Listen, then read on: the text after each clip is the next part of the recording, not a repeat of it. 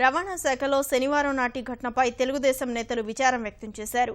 రవాణా కమిషనర్ బాలసుబ్రహ్మణ్యం అధికారులకు క్షమాపణ చెప్పారు. ఇకపై ఇటువంటి ఘటనలు జరగకుండా చూసుకుంటామన్నారు.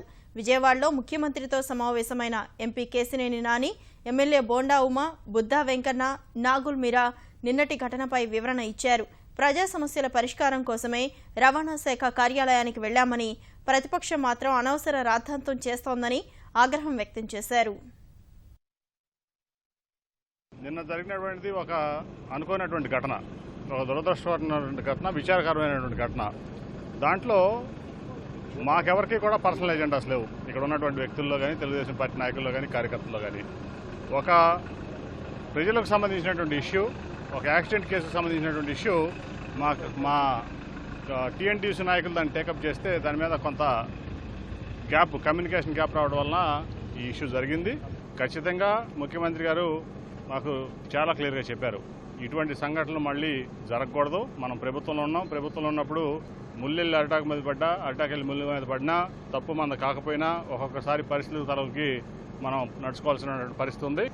మేము తెలుసో తెలియకో ఆవేశంలోనో ఎవరైనా మనోభావాలను మేము దెబ్బతీసి ఉంటే, ఆవేశంలో కొన్ని పొరపాట్లు జరుగుంటే మేము క్షమాపణ చెప్పడానికి రెడీగా ఉన్నాం.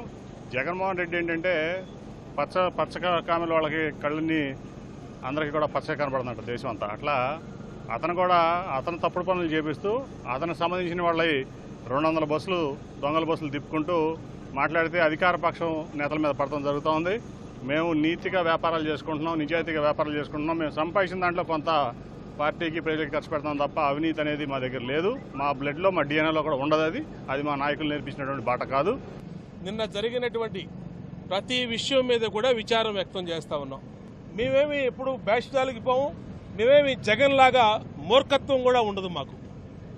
ఎందుకంటే ఒక అధికారి మీద ఏదన్నా మేము తెలుసో కానీ తెలియక కానీ ఒక ఎమోషనల్గా ఒక మాట మాట్లాడినప్పుడు అది బేషరతుగా మేము ఆయనకి విచారం వ్యక్తం చేయడం కానీ, అలాగే అధికారులందరికీ కూడా తెలియజేయడానికి మాకెప్పుడు బేషజాలు లేవు. కానీ ఇవాళ వైఎస్ఆర్ కాంగ్రెస్ పార్టీ ఏం మాట్లాడుతుందండి? జగన్మోహన్ రెడ్డి మన నందిగామలో జరిగిన దుర్ఘటన మీద ఏ విధంగా ప్రవర్తించాడు? ఒక ఐఏఎస్ అధికారిని తీసుకొని జైలుకి లాక్కెళ్తానని, సెంట్రల్ జైలుకి అని చెప్పి మాట్లాడాడు.